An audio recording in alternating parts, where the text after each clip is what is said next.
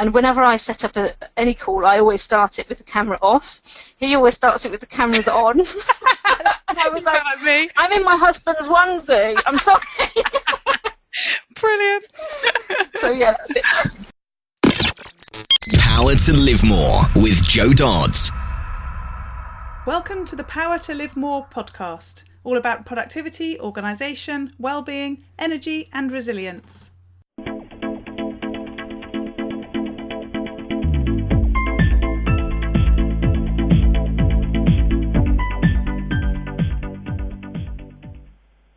I'm Jo Dodds, and I started this show to enable interesting people to share their stories about how they use their power to live more, and by that I mean to do the stuff that they want to do more than the stuff that they need to or should do. It's about creating a life for yourself where you have the energy, health and space to be happy and fulfilled, spending your time as you'd like, whether that be at work, home or somewhere else entirely. That's your choice. Hello, my name is Ellie Dodds and I'm co-presenter, and today Jo is interviewing Ali Godding of aligodding.com. As you may know, Jo works within the core team at the not-for-profit Engage for Success movement, and she first met Ali when she started by volunteering with that team. Ali was responsible for social media, and Jo offered to help her to get that going when Engage for Success went live in November 2012. Ali, in the meantime, left the team and then came back in her new guise. Ali Godding is fiercely committed to guiding professionals ready to step up in their career to achieve the impact and income they desire so they can have the satisfaction of realising their full potential and being rewarded accordingly. She is founder and creator of The Career Leap, a programme designed to help you accelerate your career without sacrificing what matters most. She volunteers as the Career Development Director at Engage for Success and is also their chair for the Engage for Career Success Thought and Action Group. If you're looking for a proven professional who can guide you to addressing barriers to you ascending, adapting or accomplishing in your career, you've come to the right place. With 20 years of working in human development and with clients with similar worries and concerns and guiding them to achieve remarkable success, her mission and commitment is to elevate and empower heart-centered, career-oriented professionals into positions of influence and power. Back to the studio. Today I'm interviewing Ali Godding of YourCareerAccelerationPlan.com. Hello Ali, great to have you with me. Hello, lovely to be here. Yeah, and we actually, we've known each other a few years, and actually we started a radio show together a number of years ago, didn't we? We did. Oh my goodness, yes, the Engage for Success podcast. Exactly. With our companion, John Ingham, wasn't it? That's right. And we were live, so none of this recording and editing lark, so it was all a bit daunting, and people could ring in as well, which made it even more scary. We don't let them do that anymore. What were we thinking? What were we thinking? Now we can edit out the bad bits.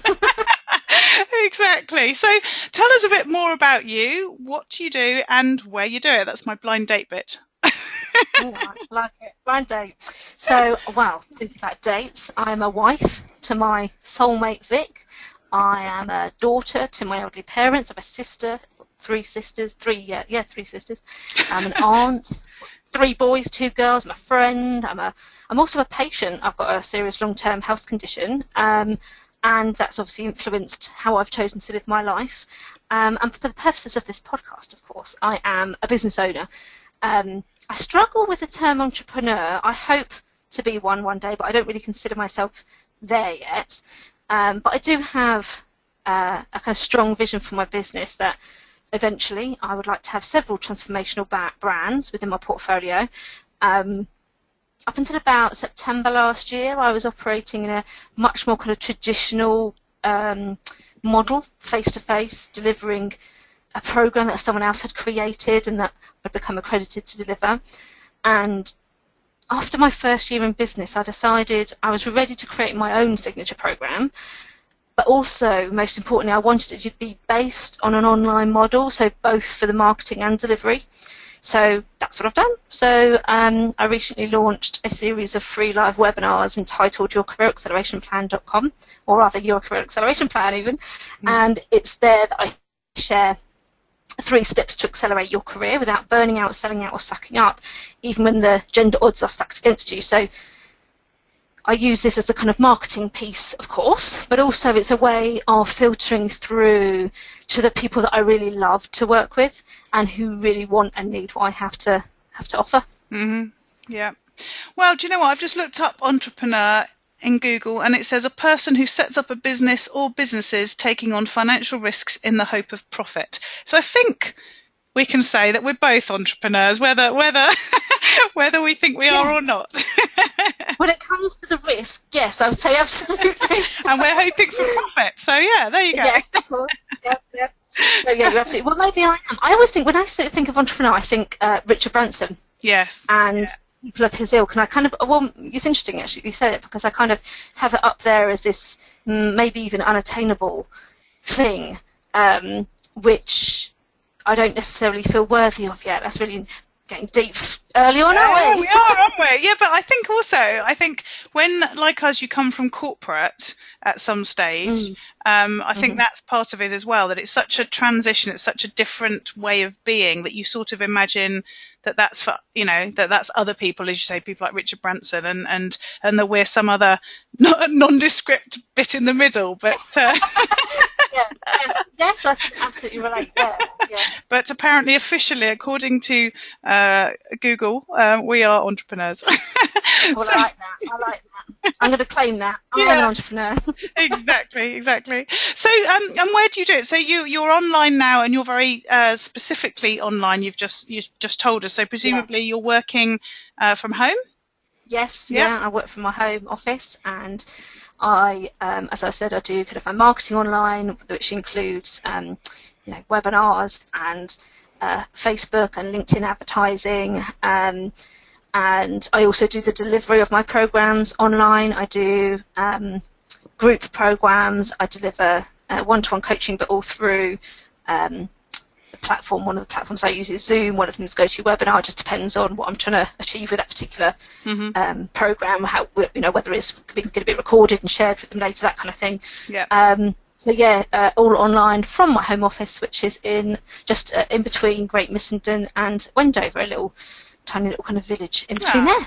Lovely. So very pleasant. So you have a specific office. Do you purely work in your office, or do you have different spots around the house for different tasks? No, I just work in my office. It's almost like when I close the door at night, that's it. And I think for me, that's probably the only way I could do it, because I am probably, like many other professionals and entrepreneurs as well, I'm verging a workaholic. I will work every hour if I can, which is a bit bizarre. My husband doesn't like it. So we have a deal, which is I can work as long as I want, as long as it's in the office, but don't take it downstairs because that's our space. Yeah. And I'm like, fair enough. Let's do it like that. Yeah. Oh, interesting. So there's a sort of a spatial demarcation. So what you're doing. Well, yeah. Okay. Cool. So talk about how the day runs. Then do you go to your office at a certain time? It's interesting actually. I have kind of two morning routines that I kind of ebb and flow between, and it kind of depends on how I'm feeling. So without exception, my day always starts with giving my dog a good cuddle. He gets a massage, he gets an ear scratch, and then I go down, I let him out for his wee. I make breakfast for me and my hubby. I bring it out. He gets breakfast in bed like every morning. Wow. I do the opening of the house. He does the closing of the house at night because I'm an early bird. He can stay up later. I can't. I have to go to bed like early. But anyway, so then I either go if I'm feeling great. So if I'm feeling great, I typically go straight to my desk. Might not even shower. Sounds grim, but I'll just get cracking. Won't stop till lunch. Then I'll have my shower, get freshened up, and continue my day. Don't worry. I was wearing my pajamas till about 1 o'clock today, so I know what you do. Isn't it a joy? Isn't it a joy? It is. In fact, actually, I had a call with. I work with this guy in the US who supports me on my digital stuff, and we have lots of Zoom calls, video calls. And whenever I set up any call, I always start it with the camera off. He always starts it with the cameras on. And I was like me. I'm in my husband's onesie. I'm sorry. Brilliant. So yeah, that's a bit nice. But it is one of the joys. It is one of the joys. So I do often work in my pajamas till lunchtime. But it's because I just kind of, I'm full of ideas in the morning, and I just want to get in and start doing stuff.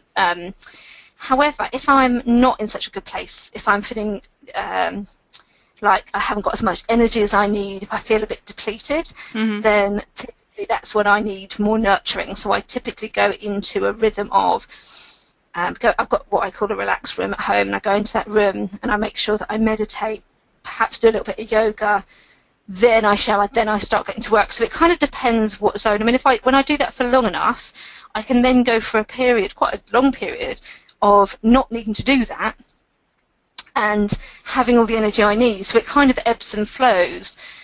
When I need more nurturing, I take that time, and when I don't, I know when I've just got the energy, I just want to plough on, then that's what I do.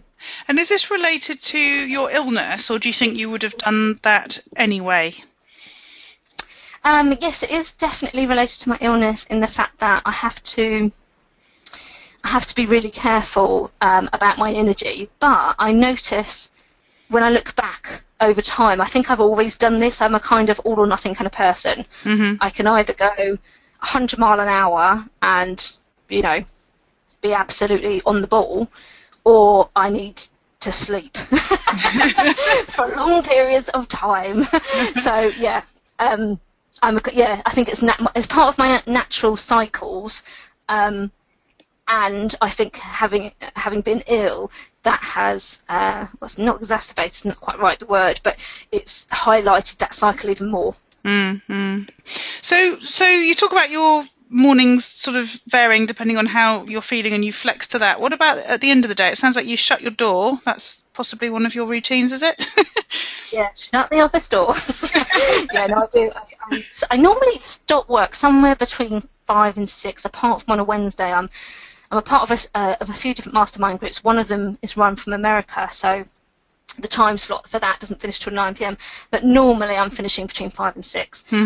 And at the moment it's kind of winter time, and I go downstairs where hubby has prepared the fire. I've got like an open fire, and I just love it. It gets me all toasty. And usually, because I've got the breakfast and in bed, he usually prepares the dinner. Sometimes I do, but mostly he does at the moment. And then we watch whatever mini-series normally. We've just finished the OA, which I thought was phenomenal. Or we watch a documentary, history or science, or maybe a comedy like Parks and Recreation. Or we go to the pub, we go for a meal, you know, something together, essentially. And then most nights we finish the day by talking about our 3 highlights of the day. So we almost always have a little, sort of your 3 things, and then we just share about that. And then we go to sleep listening to a meditation normally. I do a lot of Andrew Johnson, and there's various other ones that we use as well. Yeah. That sounds very calming at the end of the day. And how do you do that then if you've got different body clocks? My husband's normally in bed snoring by the time I go to bed. He's not that. Yeah, he's not that much of a late bird. He's more. It's interesting that you say that, because he finishes up the house, as it were. Yes. So I will often go to bed earlier than him. I'll get ready for bed. I'll go into bed. I'll read maybe. Yeah. While he's pottering downstairs, takes the dog out for his last wee or whatever, that kind of thing. And then he comes up. So we actually probably do go to bed a good at least half an hour to an hour. Right. Separate times, but I'm just relaxing in bed as opposed to actually sleeping. Yeah. No, that's good. Cool.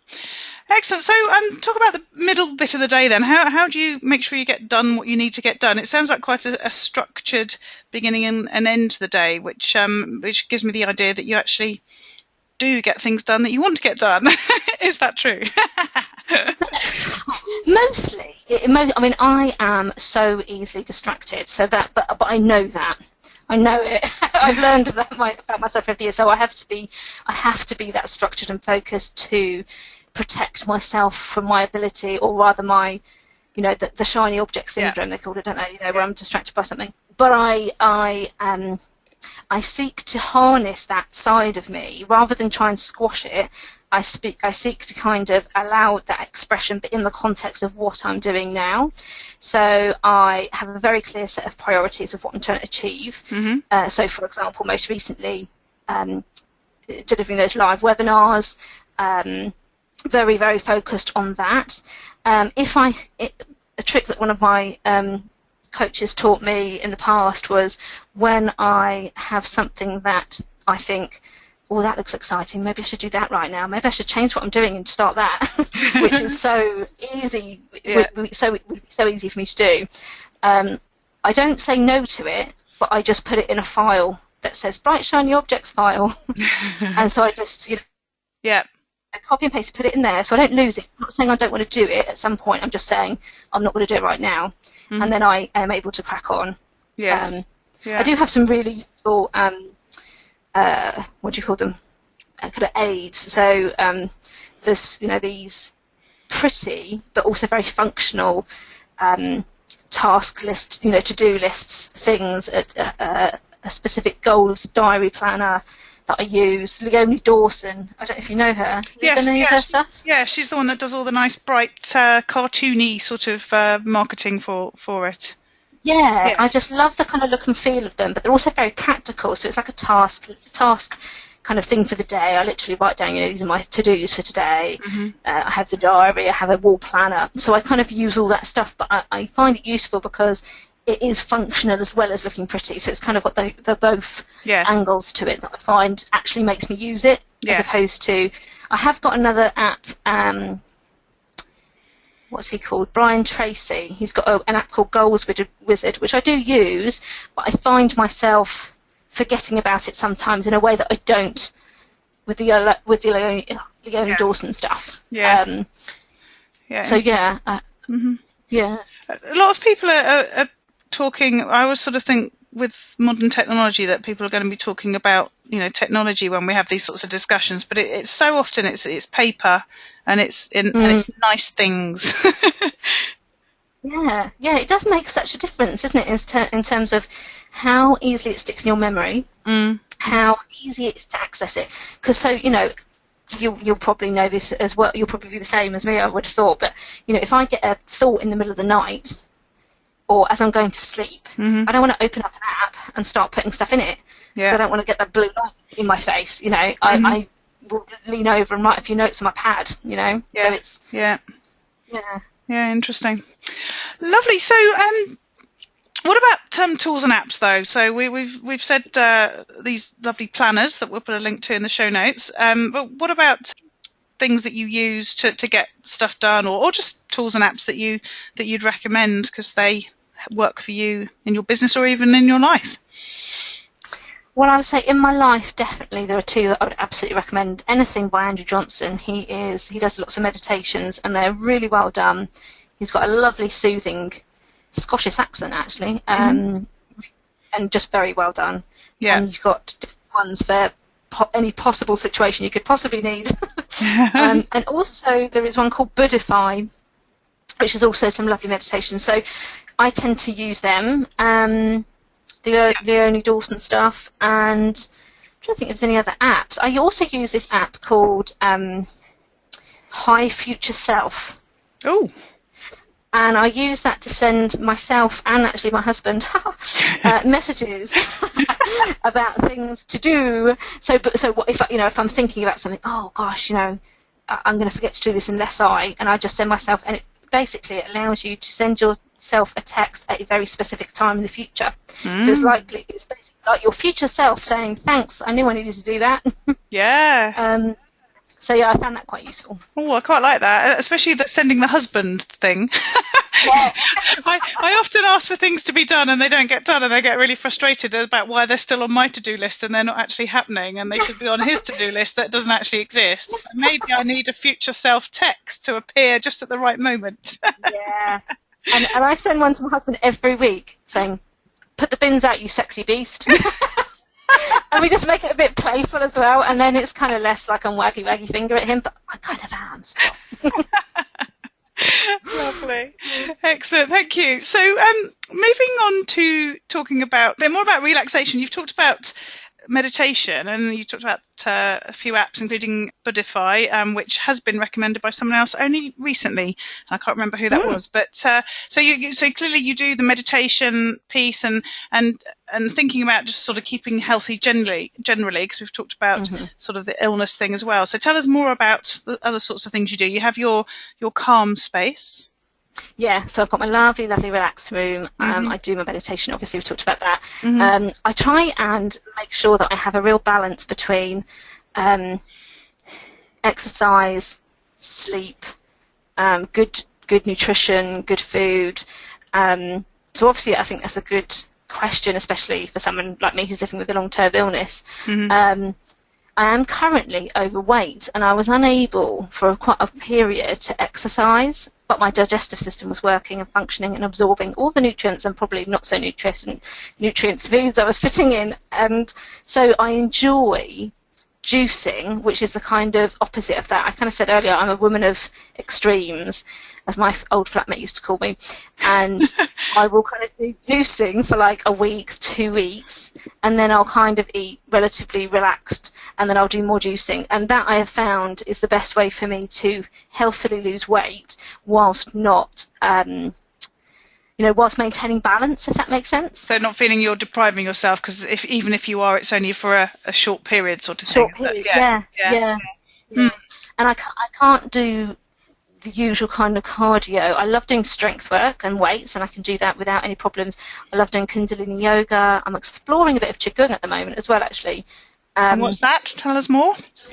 Qigong is like, I don't know what the official definition is, but it's kind of working with... Spell it, but I can't. Yeah, I think it's spelled Chigung, I think. Oh. But actually the variety I do is called Qigongo, which is by a guy called Barefoot Doctor.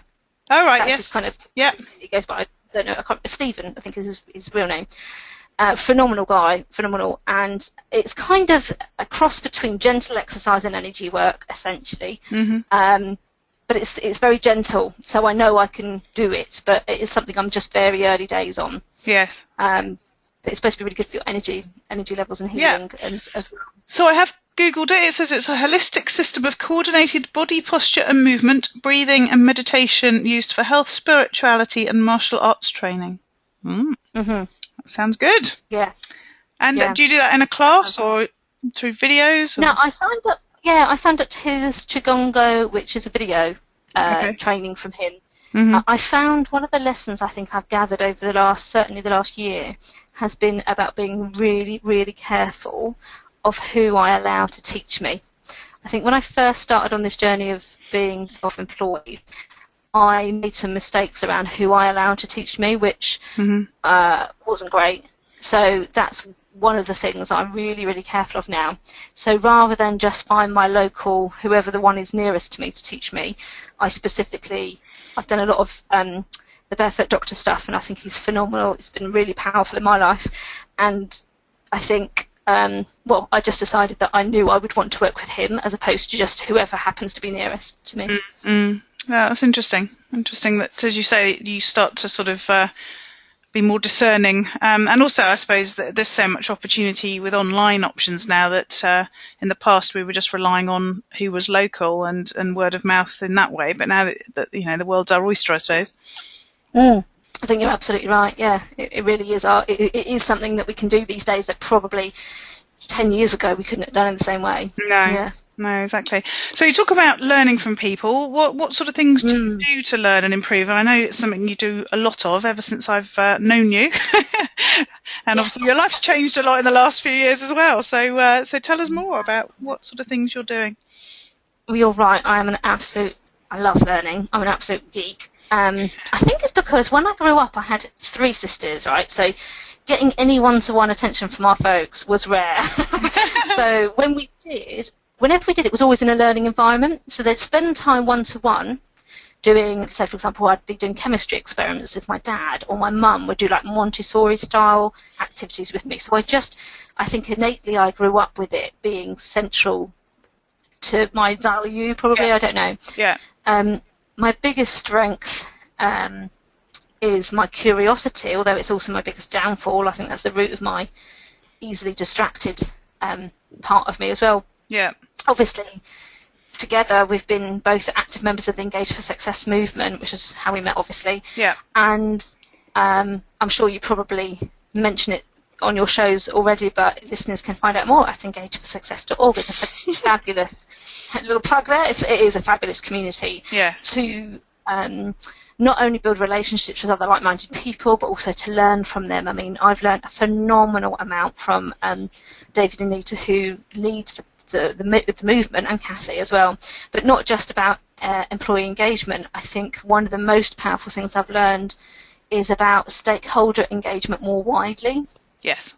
And they've just done some phenomenal things. They've galvanised just the most diverse group of people and been able to energise them in a way that produces some pretty fantastic, phenomenal results. Yeah. And being a part of that, observing that, absorbing that, I think that's probably been one of my biggest over the last, probably. I mean, I first started, what would you call it, stalking David? When they first started with the employee engagement, Engaging for Success report. So I think that was about 8 years ago. Yeah.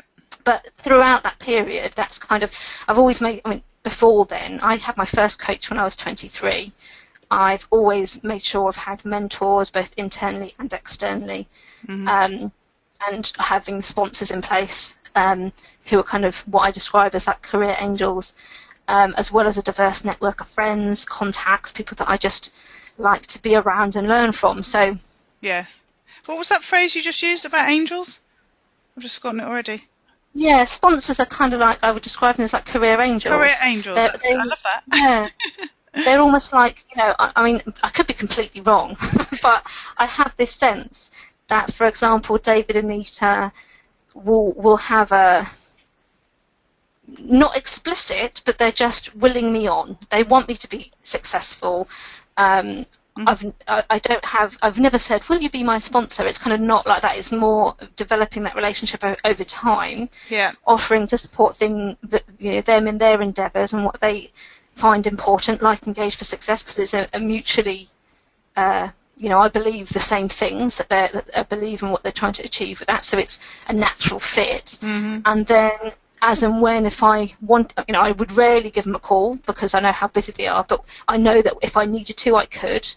And I just have this sense that, they are, I just suppose the only way I can describe it is a little career angel, that they're, willing me on and I don't know what the word is, but, that they are there kind of in the background being very supportive. Yes. And so I think that's, And I think, knowing you and seeing how things have changed for you over the last, I've known you since 2012, so I think it's that openness to learning and learning from people and that curiosity that you talked about. I think that makes a big difference for people, doesn't it, to be open to seeing the world around you and what's happening around you and potentially changing you and what you do as a result of it. Yeah, definitely. And I think you can tell when somebody's curious because they'll follow through information in a way that other people don't. So I've never thought anything of this, but for example, whenever I see a headline, I can't help but, my husband and I, we call it worming, like going down a wormhole, as in like, the universe has wormholes connecting different bits of the universe together. It's a bit like going down a wormhole, and I can't help but go to the next article, go to the source article, go to the source of that article. It's just innate. That's what I find interesting. Yeah. And I'm always surprised when I hear people aren't doing that, and I'm like, wow, isn't that just normality? And actually, I think it's not. So that's.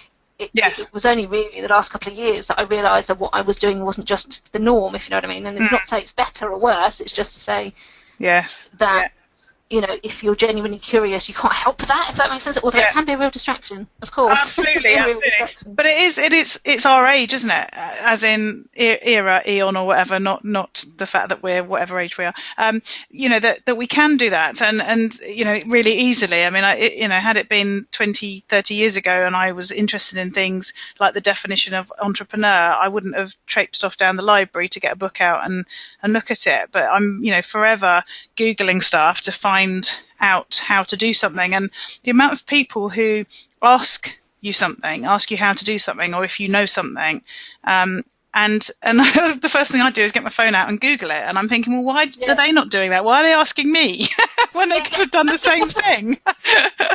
And but as you say, I think it is an outlook, isn't it? And people have. I mean, I wouldn't do so much digging behind stories as you're doing. I do some, but in a similar way, I do Google stuff. I do look online for stuff to find out the answers to things, and so on, in a way that some people don't. Well, to be honest, it is slightly distracting when I'm watching telly and I want to find out how old the actresses are. But it can be helpful. It can be helpful. I was saying when I do my Engage Success talks that I googled Katie Derham when she was on Strictly and found out that she was married to one of the founders of Leon, and he is really good at employee engagement stuff. So I was desperate to interview him. It hasn't happened yet, but he's on my radar now. It will happen. So there is. So sometimes there's an advantage for idle gossiping and googling type stuff, but there we go. So the other thing, yes. I was just saying, the other thing I do to learn and improve myself is invest in myself. I mean, I totted it up because I was doing it for another reason, and I probably spent well over £100,000 on my development in terms of hiring coaches, taking certifications, doing coaching programs. All of that combined is well over 100 grand over the course of 15-year profession. And I've chosen recently, not that long ago, we were moving house and all sorts of things going on, and I chose to sell my car. I've got another car. It's a very small little micro thing, but I've very deliberately chosen to not invest in that, something which is going to depreciate. It's sitting on my driveway. Do you know what I mean? It's going to depreciate. It's not actually an asset. And I chose to invest a very large sum of money, but required, in my view, to be able to learn this model that I've learned to implement my online business. And it's just, I suppose, being willing to invest in yourself, I guess, is a really big part of that ongoing learning and improving, I think. Yeah, and also doing that intentionally and, with the full sort of effort, as in, how many times have we invested in things and then not done those things. One of the things I'm going through at the moment is a bit of a it's a bit of a buzzword, isn't it? The minimalisation thing. But I'm going through stuff in my office and my house and trying to sort of sort stuff out and work out what I've got and what I haven't got, and I'm just gobsmacked at the amount of things that I've got that I could be doing or using that I'd forgotten I've got because I've just got so much other things. In business, you just invest in things, you have tools and apps and things, and then you forget that they exist, and then you think, oh, I've forgotten I could have done that. Absolutely. So, it's about taking stuff, isn't it? Investing it and then taking it and doing the right things with it, rather than it just being, something you've paid for that you never use again, sort of thing. You know what? You are so right. I think that's so important. It's one of the things that's one of the reasons why I look to filter through the process of, in terms of my own business. I have a webinar, I have strategy sessions, because I am looking for those people, those clients, those women who want to implement. One of the things that I'm just, in terms of my purpose, I'm just not interested in producing more content, as it were, that somebody doesn't use. I'm really driven by seeing my clients implement what they learn and what we work on together. That really gets me going. It's absolutely exactly what you just said, is the implementation.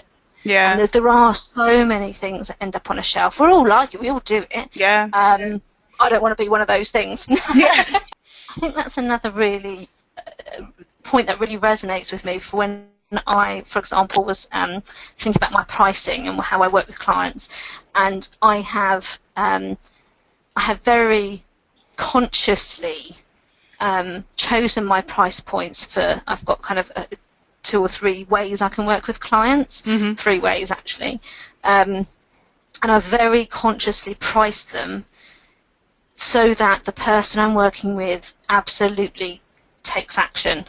Yeah. Because there is a price point where people can leave it on the shelf and not feel guilty about it, or not think, they can kind of make that excuse. Yeah. And I think when there is more at stake, and how much that is, for each person it is different. Yes, Something I was that's about going to say that. drive action. It depends on your audience, obviously, and individuals. But there is a point when I know what my point is. I won't announce it in terms of how much money I have to spend before I actually take it. I really try to do something about it. But yeah, it's different for everybody. But I very consciously have chosen my price points to be, yes, accessible. Yes. But more importantly, action driving. Yeah. And I think that has meant that also, I get, I'm just thinking about the audience that we're talking to now, about the business owners, I get the case studies that I want to get because they are taking action and implementing, they're getting results. It means that I am recompensed for the hundreds of thousands I've put into my own development over the years, and that I can now translate into something that's powerful for my clients. Yes. It kind of takes into account all of those things, gets the best result for the client, in which case they are really happy to invest in themselves to get the outcome. So, yeah, I think it's a really important point, actually. I just didn't want that to go by, that bit about people really investing in themselves and recognising what's an investment, what's an asset. They're an asset. Yes. A car or a new outfit, that's not really an asset. No. Our personal growth and our ability to perform and get results, that's a real asset. Yeah, exactly. So what about, we talked about learning and improving. I guess books probably come in for you on that one. You've talked before about watching some TV programs and so on. What sort of things do you recommend? It doesn't have to be about learning. It could be about inspiration, enjoyment, books, films, music, that sort of thing. Yeah, so I would say growing up, I had like a plethora. My mum and dad, I would say bordering on hoarders, the plethora of newspapers and magazines around us, which I loved. And my mum kindly, she gifted me the New Scientist subscription. My dad's a doctor, which is why we were getting that. But I've always loved it, and I was basically pinching their copy before they'd had a chance to finish it. So bless her, she got me that, which is fabulous, and 100% recommend it. It's got some really interesting, fascinating things. In fact, something that I found interesting, though, I love it, is that it used to be that I got all my first information, first insight, new research, really interesting stuff from New Scientist. And I still get that to a degree, but actually I've noticed that on TED Talks, often that's the first time I hear about something, and then later it's being reported in the New Scientist. So that's quite interesting in terms of a shift that I've seen, but I would recommend both of those kind of ways of getting information. There's also a wonderful filmmaker called Tiffany Shlain. You can see her films at letitripple.org/films. She does some really inspirational short films. They're normally anything between 5 and 10, 20 minutes long. Her latest one is called 50/50, and it is about creating a 50/50 world where men and women are equal, and that we have equality in terms of not just boardrooms but also in all spheres of life. And it's a really interesting film. It looks at the history of the women's movement and where it is now and where it's headed to, which is very topical at the moment, given some of the kind of bigger picture political shifts that we're seeing. So yeah, 100% recommend in terms of inspiration and exploring different kind of themes. But mostly my recommendation to people is observe what gives you energy, observe what makes you feel drained, and just leave the stuff that makes you feel drained. So I very rarely now will read anything mainstream in terms of newspapers. There's a wonderful alternative called Positive News that I read. Ooh. The Good News Network online. Yeah. Positive News are typically it's I get it posted out, but to get the most up-to-date articles, as it were, but they do then post them later online. So that's Positive News and the Good News Network. They're really topical. It's not that I'm not interested in what's going on in the world right now. I just choose to digest that information in a way that does not drain me. Yes, wow, I like that. I'll definitely check those out. I tend not to, well, I do pick stuff up online news-wise, and a lot of it through Facebook. But on the BBC, people posting things, absolutely, yeah. Yeah, but I don't watch news as much as possible because it's just, as you say, just so draining, isn't it? Mm-hmm. So talking about draining, have you got any more books, films, music, or should we move on? I'm happy to move on. Yeah, I'd say that's lovely. So talking about draining, what about if you have one of those days when things don't go right, when you're feeling drained or something awful's happened or whatever? How do you deal with that? You go to your little room, don't you? I'm jealous. I want one of those. I put my white jacket on. I hug myself. And I rock so no. No, I do. You know what I do? I go into my little relax room. I kind of lick my wounds, metaphorically. I restore my heart and my sense of peace, and I try and get connected back in with what's really important. Because most of the time, when it's I say this a lot of the time, things that go wrong in inverted commas are really ego issues. So when that's the case, I try and just reconnect with what's really important. But of course, there are other situations which are absolutely not ego driven. So, for example, I have my parents are very elderly, starting to get, kind of go downhill. My mum's had a stroke, and my dad's got some other challenges. So, they are one of my number one motivators in life, I guess, is taking care of them. Mm-hmm. And if they're watching them, my husband said to me, how do you feel about kind of watching them decline? And I kind of thought, well, of course it's not going to be it's not pleasant in one regard, but I would rather it be me. I want to be there to be the one supporting them through that. Kind of, it's almost like, I guess, holding their hand while they go through that winter of life. So when I have I wouldn't say I have a bad day. I mean, they're the most amazing company. I love being with them. But if I notice maybe I'm worried about their health or something else that's going on for them, I guess I just have to, I kind of go into myself and just try and, same thing actually, reconnect with my centre. I wish I could be more like my dog. He basically just shakes it off and cracks back on. I'm not as resilient as that, I don't think, but I think just taking that time to recover emotionally is really important. Yeah. And then you can move on much quicker, I think. Yeah. It's funny you say that thing about your dog. I follow Keris and Matt over at Fitter Food quite a lot. I'm in their membership and so on. And they have a hashtag which is Be More Hamish, which is what their dog's called. Oh, for exactly that reason. They say, when you look at some of the ways that the animals behave and the things they do, obviously they haven't got all the trials and tribulations that we have, but they've got a lot to teach us about. It's funny, while we were talking earlier, I heard all this thumping and I couldn't work out whether my husband had come home or whether the rabbit in the room next door, the house rabbit, was going loopy, because he has these like funny moments where he just like flies around the room and makes a complete racket to the point where little Dodgy thinks that we've got burglars, and it's actually just this little small miniature rabbit that's going loopy. Yeah, but they don't have any cares in the world, do they, generally? If they're well looked after, that is. So, lovely. So what about on a day when you've had the chance to live more? So that's when you've got to do the things that you really want to do and you've not done all the stuff that you just have to do or you feel you should do. So what have you done when you're living more?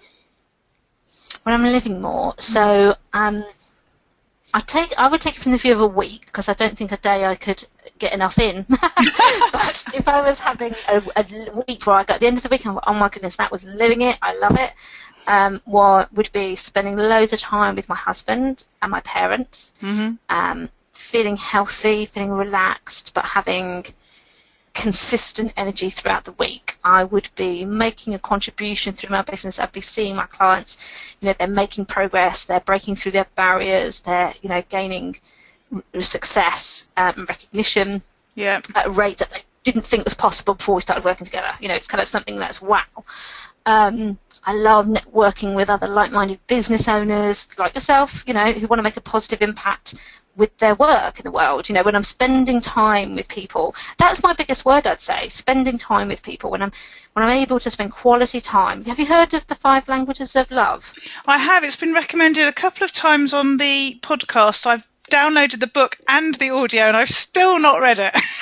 I recommend you do. Gary Chapman, isn't it? Phenomenal guy, and I am absolutely. My language of love is absolutely quality time. Everyone has different. I can't remember. There's 5 quality time. There's one about gifts, or not gifts, but things, isn't there? And there's one about affection and stuff like that. Yeah, I must read it. I will read it. Yeah, it's really, really good, and mine's absolutely quality time. So really, when I think about living more, I think about quality time with the people I love and with the people who I feel I can make a positive impact on. Yeah, lovely. Yes, you've inspired me. I will go and read that or listen to it. I've got both options, and it'll connect up, so I can do both. That'd be quite posh, wouldn't it? I'm finding audio is the best way for me, actually, when I want to do personal development, because when I'm at my computer, which is generally where I could watch something, I'm working, but I can listen to something and do the washing up. I can listen to something and be putting the clothes away, or putting one of clothes or whatever.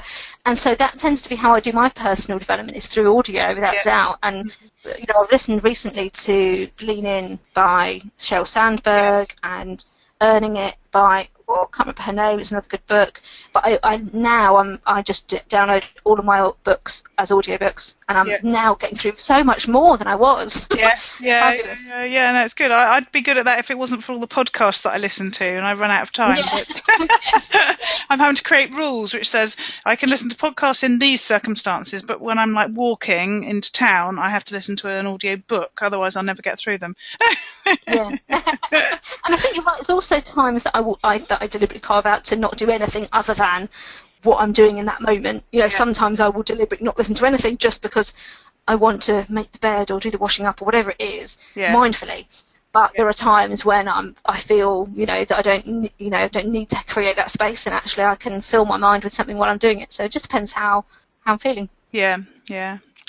Excellent. So we've come to the end of the interview now. Thank you. It's been great. How can people find out more about you and connect with you? So people can go to yourcareeraccelerationplan.com. That's my website. It's also where people can sign up for a free webinar. Or you could search for Ali Godding on LinkedIn, and my profile should come up. And I'd be, thrilled if anybody wants to get in touch after listening to this podcast. Lovely. Thank you. Thank you, Jo. I really appreciate being on your show. Been fascinating to talk to you.